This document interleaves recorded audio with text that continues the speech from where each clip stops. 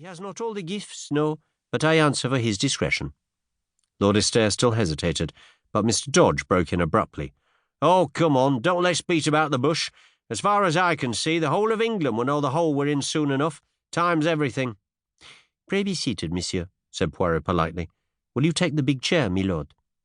Lord Astaire started slightly. "You know me?" Poirot smiled. "Certainly. I read the little papers with the pictures. How should I not know you?" "Monsieur Poirot, I've come to consult you upon a matter of the most vital urgency. I must ask for absolute secrecy."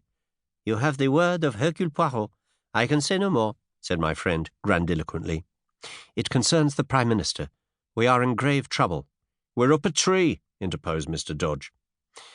"The injury is serious, then?" I asked. "What injury?" "The bullet wound."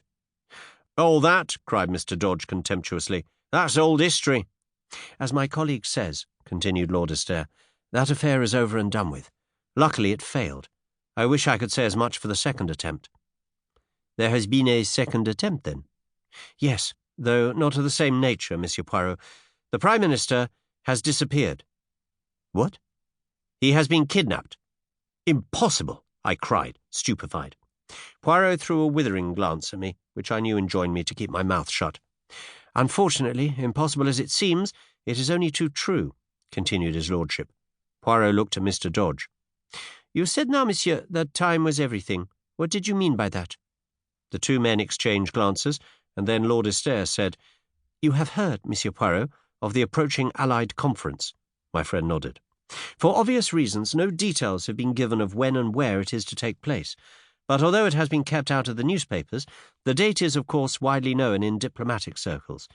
The conference is to be held tomorrow, Thursday evening at Versailles.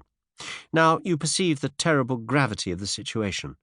I will not conceal from you that the Prime Minister's presence at the conference is a vital necessity.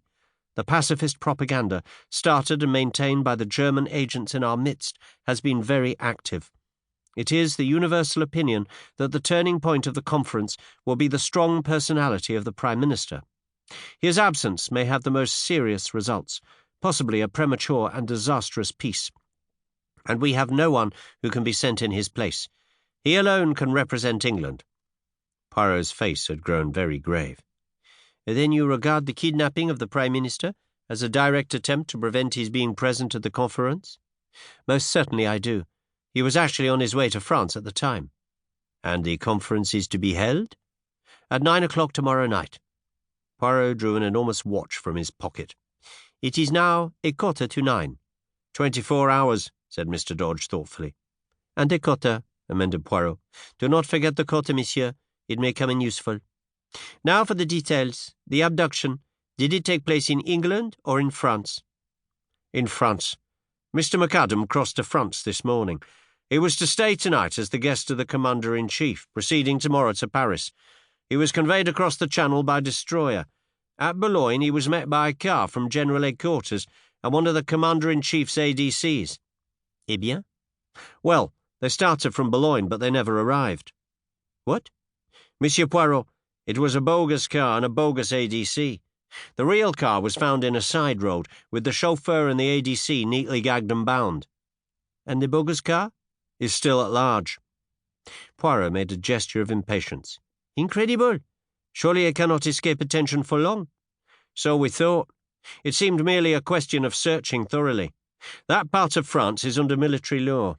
We were convinced that the car could not go long unnoticed. The French police and our own Scotland Yard men and the military are straining every nerve. It is, as you say, incredible, but nothing has been discovered." At that moment a tap came at the door, and a young officer entered with a heavily sealed envelope, which he handed to Lord Astaire. "Just through from France, sir. I brought it on here as you directed." The minister tore it open eagerly and uttered an exclamation. The officer withdrew. "Here is news at last. This telegram has just been decoded.